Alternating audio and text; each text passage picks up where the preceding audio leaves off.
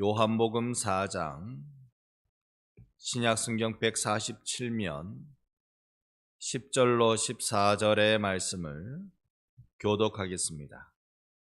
제가 먼저 10절 봅니다. 예수께서 대답하여 이르시되 내가 만일 하나님의 선물과 또 내게 물 좀 달라 하는 이가 누구인 줄 알았더라면 내가 그에게 구하였을 것이요 그가 생수를 내게 주었으리라.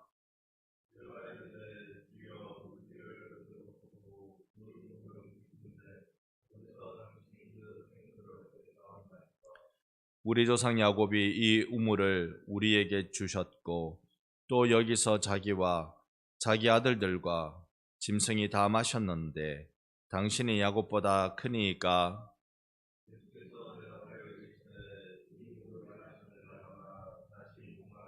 함께 봅니다.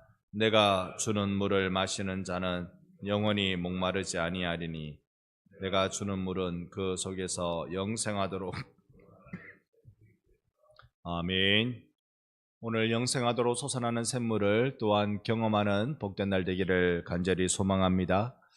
여러분 한 주 잘 지나고 계시는 중입니까? 오늘 일과를 은혜 가운데 잘 마치셨습니까? 그리고 여러분의 삶 가운데 하나님의 인재의 경험을 늘 하고 계십니까?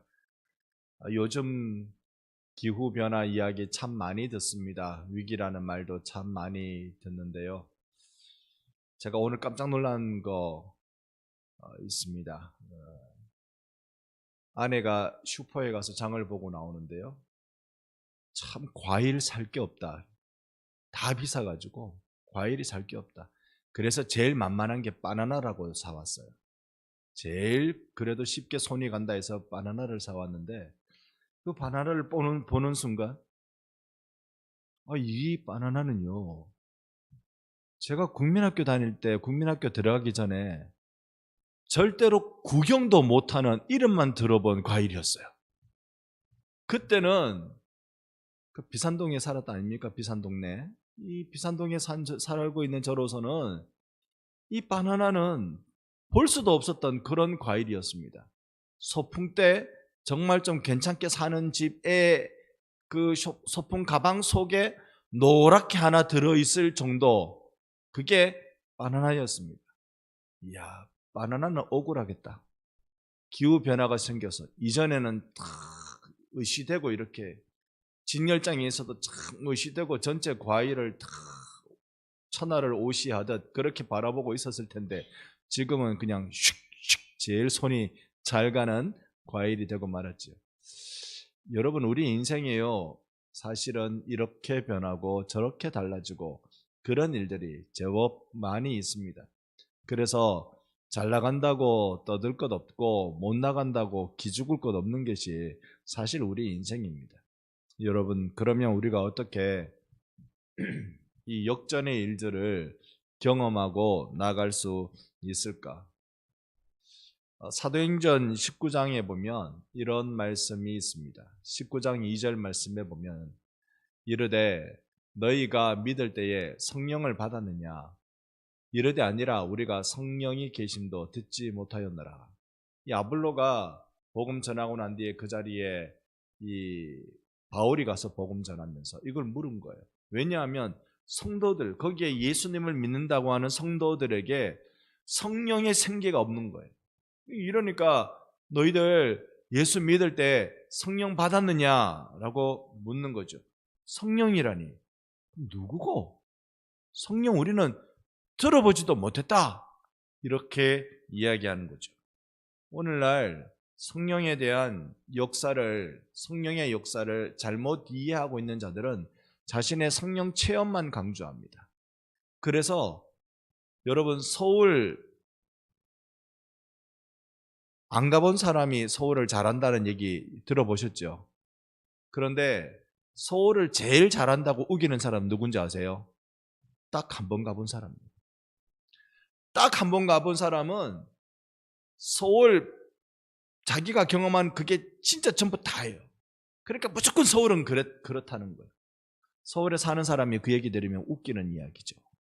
핏대를 올려가면서 얘기하는 거 들어보면 저 사람 참 몰라도 저렇게 모를 수 있나. 무식하면 용감하구나. 그걸 사람들이 진절머리 낸단 말입니다. 그러니까 성령님에 대한 역사를 성경적으로 이해하지 못하면 내가 체험한 성령님이 다인 거예요. 내가 체험한 성령. 불같이 성령을 체험하면 성령은 불이고, 물같이 체험하면 성령은 물이고, 성령님을 어떻게 우리가 이해하고 표현할까요? 그러니까 우리가 성령에 대한 성경적 바른 가르침을 알 필요가 있습니다. 근데 여긴 또 문제가 있어요. 어떤 문제인가 하니 교회가 성령에 대해서 이야기를 잘 안 해요. 오순절 교회 이런 거 아니면 교회가 성령님에 대한 이야기를 참 잘 안 해요. 오래전에 여러분께 한번 말씀드렸습니다만 부산의 사직동 교회라고요, 고신교단의 교회는 유명한 교회가 있습니다. 그 교회 성함이 김칠봉 목사님인가 그래요. 칠봉 목사님, 김칠봉 목사님이실 거예요. 이분이 은퇴하고 난 뒤에 오랫동안 거기 목회하시면서 원로로 은퇴하시면서 하셨던 말씀이 있습니다. 내가 평생 사직동교회 목회하면서 제일 후회되는 게 한 가지 있다. 그게 성령을 강조하지 않은 것이다. 그걸 제일 후회한다고 얘기했습니다. 그러니까 보통 장로교 교회는요, 성령에 대해서 별로 많이 강조 안 합니다.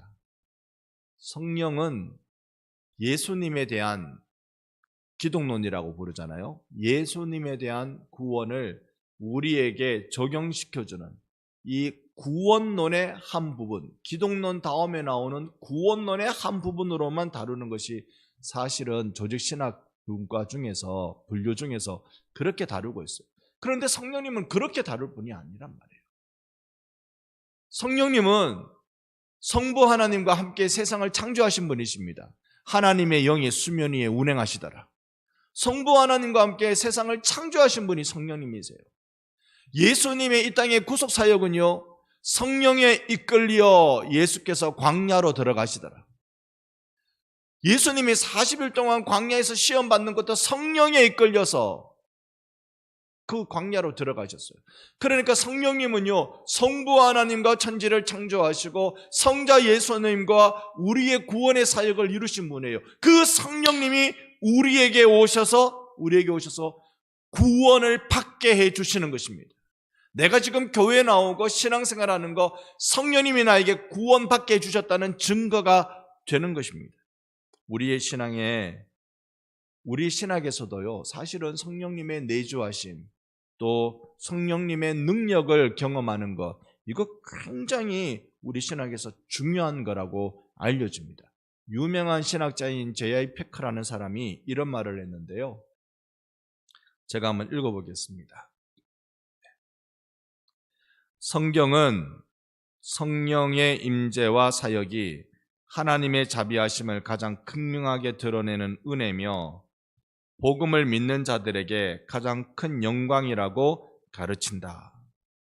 그러니까 성령님의 임재와 그 사역은 하나님이 우리를 얼마나 사랑하시는지를 알려주는 가장 극명한 거라는 거, 가장 분명한 거, 그리고 복음을 믿는 자들에게 큰 영광, 성령이시라는 겁니다. 그러니까 우리가 이 말 자체로도 잘 이해가 안 될 정도로, 우리의 마음에 와닿지 않을 정도로 성령님에 대해서 우리는 편견적인 생각으로 자꾸 강조해 왔다는 거예요. 성령 충만을 받아라. 맞죠? 성령 충만을 받아야 됩니다. 그런데 성령님이 누군지를 분명히 알아야 그분의 충만이 무엇인지 알 거 아니에요. 우리는 이 부분에 대해서 연약합니다. 저도 장로교 목사인지라 이 부분에 대해서 많이도 말 안 했습니다. 또 정확한 이해도 사실 많이 없기도 했습니다. 그런데 자꾸 이 부분에 대해서 깊이 이해해야 되겠다, 자꾸 이 부분을 좀 많이 알아야 되겠다, 그런 생각을 갖게 되는 것입니다. 여러분, 우리 함께 성령님께 나아가서 성경을 통해 성령님을 배우는 은혜를 여러분과 제가 예배 때마다 경험할 수 있기를 원합니다. 자꾸 성령님을 우리 알아가십시다. 오늘 성령에 대한 목말라 하는 이들이 많기를 원하고요, 이 성경적 성령 이해를 위해서 더 많이 우리가 노력해 보면 좋겠습니다. 오늘 요한복음 4장을 보는데 4장 10절에 보면 이런 말씀이 있습니다. 여러분 보고 계십니까?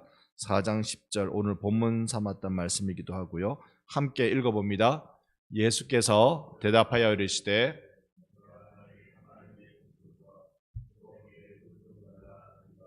누구인 줄 알았더라면 내가 그에게 고하였을 것이요 그가 생수를 내게 주었으리라. 아멘. 지금 여러분 이 사마리아 여인의 사정을 알고 계시지요? 대낮에 우물에 와서 물을 길러야 하는 그녀의 숨기고 싶은 자신의 생활이 있었다는 것. 그런데 예수님은 그녀를 만나기 위해서 그 시간에 우물에 가서 대화를 기다리고 계셨죠. 그리고 그 여인에게 물 좀 달라고 말했는데 이 여인이 쑥스러워서였는지 어떻게 유대 남자가 사마리아 여자한테 물 달라고 말합니까?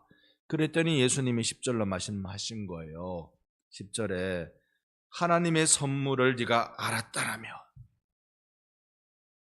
여러분 10절에 보니까 만일 하나님의 선물을 네가 알았다라면, 너에게 물 달라고 하는 이가 누군지를 알았다라면, 하나님의 선물을 알고 내가 이렇게 말하는 내가 누군지 알았다면 너는 오히려 그에게 구하였을 것이다. 그가 너에게 생수를 주었을 것이다. 자, 그러면 여기서 이제 우리 하나님의 선물이 뭘까? 예수님이 가져다 주시는 하나님의 선물이 뭘까? 그걸 우리가 봐야 되는 거죠. 이 선물은 어쨌든지 생명수라는 겁니다. 생수라고 했더니 여러분 슈퍼에서 파는 그 플라스틱 병에 들어있는 그것도 생수라고 붙여놔가지고 헷갈리시면 안 됩니다. 그건 생수라고 써놨지만 영어로 보면 미네랄 워터라고 돼 있어요. 그러니까 뭐 하여튼 그거 수돗물 아닌 그거예요. 수돗물 아닌 그거예요. 그게 생수입니다. 그런데 성경이 말하는 생수는요, 살리는 물, 리빙 워터예요. 살리는 물. 마시면 살아나는 것. 이렇게 해놨더니 요상한 술을 쓰는 사람들이 자꾸 늘어나요. 이 물을 한번 마셔봐. 이 물을 마시면 이런 거 되는 거예요. 이 물을 마시면 눈이 열리고, 이 물을 마시면 건강이 되고, 암이 떠나고. 다 사기죄로 다 집어넣어야 돼요. 사기죄로 다 집어넣어야 돼요. 우리나라에 한두 명이었습니까? 생수 팔아먹은, 예수 이름으로 생수 팔아먹은 그 사기범들이 한두 명이었습니까? 여러분, 여기 이 생수는요, 그냥 꿀떡꿀떡 이런 마시는 물이 아닙니다. 그 이상한 막 기도하면 막 물이 변해가지고 막 암을 치료하고, 아닙니다. 암은 의사가 치료하고, 물로 치료한다면요, 뭐. 암은요, 이 성경이 말하는 이 생수는 그런 거 아닙니다. 다 들이마시는 그런 물이 아니에요. 그러면 예수님이 주시는 선물, 이 생수는 무엇일까? 이렇게 목마른 여인, 사마리아 여인이 정말 마시고 싶어 할 수밖에 없는 자신의 가장 갈증을 해결해 줄 생수는 무엇일까? 자신의 갈증을 해결해 주는 건, 이 사마리아 여인의 갈증을 해결해 주는 건 우물물이 아니잖아요. 우물물을 마시니까 또 가라고 그래서 오는 거고, 진짜 갈증을 해결해 주는 건 내 삶의 문제를 해결해 주는 거잖아요. 내 영혼의 이 핍절한 상황을 해결해 주는 거잖아요. 내가 이 상황 속에서 이 묻혀있는 이 상황 속에서 함몰되어 있는 나를 건져주는 것이 그녀에게 가장 갈증을 해결해 주는 거잖아요. 이 물은 무엇일까? 14절에 이렇게 설명합니다. 여러분 보고 계시나요? 14절. 요한복음 4장 14절. 14절 말씀 같이 한번 읽어봅니다. 내가 주는 물을 마시는 자는 영원히 목마르지 아니하리니 내가 주는 물은 그 속에서 영생하도록 솟아나는 샘물이 되리라. 아멘. 아멘. 이 물은요, 마시면 다시 목마르지 않는데요. 그러니까 일단 이렇게 들이키는 물은 아니라는 거, 그거 알 수 있습니다. 이 물은 마시면 목마르지 않고, 이 물은 그 속에서 영생하도록 솟아나는, 내 속에 샘물이 생긴다는 거잖아요. 내 속에 샘물이 생긴다. 이거는 인간적인, 인위적인 그런 것이 아니라는 걸 알 수 있습니다. 우리는 뭘 먹으면 다 소화시키고 배설합니다. 그걸로 끝나는 거예요. 그런데 이 물은 다른 거라는 거죠. 이걸 요한복음 7장에 보면 37절로 39절까지 이렇게 설명한 바가 있습니다. 한번 교독하고 39절 같이 봅니다. 명절 끝날 곧 큰 날에 예수께서 서서 외쳐 이르시되 누구든지 목마르거든 내게로 와서 마시라.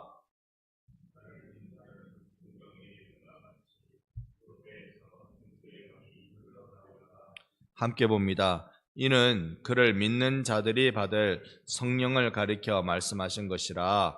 예수께서 아직 영광을 받지 않으셨으므로 성령이 아직 그들에게 계시지 아니하더라. 아멘. 자, 이 뱃속에서 생수의 강이 흘러나리라. 이 말씀을 누가 이룬다고요? 이루어 준다고요? 이는 그를 믿는 자들이 받을 성령이 이 뱃속에서 생수의 강이 흘러나도록 만드는 그 일을 하시는 분이라고 말씀해 주고 있는 것입니다. 저는 오늘 이 시간 여러분과 함께 성령님께 조금 더 집중해 보고 싶습니다. 성령님은 누구신가요? 이건 사실 제가 신학교에서 배운 신학만으로는 부족한 것 같아요. 신학교에서 배운 신학은 서두에 말씀드렸듯이 이 구원론 다음에 기독론 다음에 구원론을 배울 때 그때 배우는 게 성령이었습니다. 성령론을 그때 배우는 거였어요. 근데 이렇게 배워서는 안 될 것 같아요. 성령님에 대해서는. 성령님은 성경을 읽어보니까요, 창조부터 시작해서 저기 종말까지 성령이 다 역사하고 계시던데요. 다 역사하고 계시던데요. 그러니까 성령을 이렇게 구원론의 어느 한 부분쯤으로 우리가 배워서 될 일이 아니고, 성령은 정말로 성부 하나님과 성자 예수님과 함께 하나님이시며 삼위일체신 그분이시라는 사실을 기억합니다. 예수님이 말씀하시잖아요. 내가 너에게 가장 큰 선물, 내가 너에게 선물 준다. 그 선물이 누구라고요? 성령님. 자, 이런 표현을 예수님 몇 번 하시긴 하셨어요. 아들이 떡을 달라 하면 뭘 줄 부모는 없다? 돌을 줄 부모는 없다. 아들이 생선을 달라 하는데 뱀을 줄 부모는 없어요. 아들이 이 고기를 달라 하는데 뱀 줄 부모는 없는 거예요. 그러니까 하물며 하늘 아버지께서 너희들에게 좋은 걸 주시지 않겠느냐라고 마태복음에서 말씀하십니다. 그러니까 여러분이 하나님께 기도하면 하나님은 여러분에게 좋은 거 주실 줄 믿습니다. 여러분, 떡을 달라는데 왜 돌을 줄까요? 그런 애비는 없다 그러는데 애비 아니면 그럴 수 있다는 거잖아요. 떡을 달라 하는데 왜 돌을 줄까요? 혹시 생각 안 해보셨어요? 저는 이런 것 같아요. 아까워서. 이 떡이고 내 먹어야 되는데, 내 새끼 줘야 되는데, 모르는 애가 달라니까 그 돌이나 줘버리고. 아까워서. 그러니까 좋은 것을 아끼지 않으시는 하나님을 우리에게 설명해 주시기 위해서 예수님이 드신 비유잖아요. 좋은 거 주시라. 그런데 이게 누가복음에 가면 좋은 것, 곧 성령을 너에게 주시리라. 할렐루야. 우리가 주님 앞에 달라고 하면 주님은 우리에게 좋은 것, 그 좋은 게 뭐라고요? 성령을 너에게 주시지 않겠느냐. 오늘 우리에게 받을 가장 큰 선물이 성령입니다. 그러면 이 우리나라에 한 3, 40년 전에 유행했던 건데요. 1990년대쯤에 유행했던 건데, 세컨드 블레싱이라고 해서요, 두 번째 축복이라는 말. 안녕하세요 성령님, 굿모닝 홀리 스피릿이라고 말하면서 베닌 목사가 쓴 책도 있고요. 전부 다 이 두 번째 축복, 세컨드 블레싱에 대해서 굉장히 유행한 적이 있었습니다. 그때 빈야드 운동이니 뭐 이런 거 하면서 성령의 운동이 크게 일어나는 일이 있었습니다. 그럴 때 성경은 뭐라고 얘기하는 건가? 그냥 개인적인 체험 말고, 개인적인 체험은 냉랭하게 신앙생활을 하다가 어느 날 성령님을 경험하고, 그들은 이걸 성령 세례라고 불러요. 성령 세례를 경험하고 나니까 내 인생이 달라져서 막 이렇게 살아간다. 그들이 말한 성령 세례는 사실 성경이 표현한 성령 충만입니다. 성령 세례는 내가 예수 믿고 내가 경험이 되든지 경험이 안 되든지, 내가 느끼든지 못 느끼든지 예수 믿음과 더불어 나에게 성령님이 오시는 줄 믿습니다. 이걸 성령 세례라고 불러요. 예수 믿고 성령 받는 일. 예수 믿자마자 성령 받는 일. 그러니까 성령을 받고 예수님이 믿어지게 되는 거예요. 성령의 역사란 말입니다. 그러니 우리가 예수님을 믿는다, 이거 하나만으로 여러분이 다 성령을 받은 줄로 믿습니다. 성령을 받았는데 그러면 이제 나에게 이게 가장 큰 선물이 오셨어요. 내 안에 성령을 받았는데 그러면 이게 나에게 선물이 되도록 하기 위해서는 충만을 받아야 되죠. 충만을 받아야죠. 이거는 두 번째 축복이 아니에요. 성령은 두 번째 축복으로 오시는 게 아니에요. 성령은 예수와 함께 나에게 구원으로 오시는 분이십니다. 첫 번째 축복이에요. 첫 번째 축복이에요. 큰 선물이에요. 이걸 우리가 이미 받았습니다. 그러면 이제 우리는 성령이 우리 안에 충만하시도록 은혜를 구해야 하는 것입니다. 성령님은 내 안에 들어와 사십니다. 이걸 내 안에 거주한다 그래서 내주라고 불러요. 성령이 내 안에 거주하십니다. 거주라는 말이 요한복음의 표현을 빌리면 이 거주라는 표현은 잠깐 몇 시간, 며칠, 몇 달, 몇 년 있다가 가는 게 아닙니다. 이건 집안의 가족으로 산다는 뜻을 말할 때 거주라는 표현을 씁니다. 그러니까 성령님이 여러분 안에 사세요. 누구로? 여러분의 주인으로, 여러분의 가족으로, 여러분과 함께 살아가시는 분이십니다. 이 성령님이 내 안에 계세요. 다만 내가 느끼고 있느냐 못 느끼냐, 그 차이는 있겠죠. 여러분, 그 차이를 어떻게 설명할까요? 성령님이 내 안에 충만한가 아닌가, 그건 내가 신앙생활 잘하고 있는지 보면 알아요. 여러분 지금 성령 충만하십니까? 여러분 날마다 우리가 성령 충만하기를 원합니다. 성령 충만은요, 이 핸드폰 충전하려고 꽂아두듯이 그렇게 한다고 충만해지지는 않아요. 성령 충만은 내가 설교를 많이 듣고 내가 나에게 뭘 자꾸 집어넣고 한다고 충만해지는 게 아니에요. 성령 충만은 성령께서 말씀을 깨닫게 해주실 때 나에게 충만해집니다. 성령님은 말씀을 나에게 깨닫게 해주시거든요. 교회에서는, 장로교는요, 자꾸 여러분들은 성경 읽으라 그래요. 자꾸 성경을 보시라고.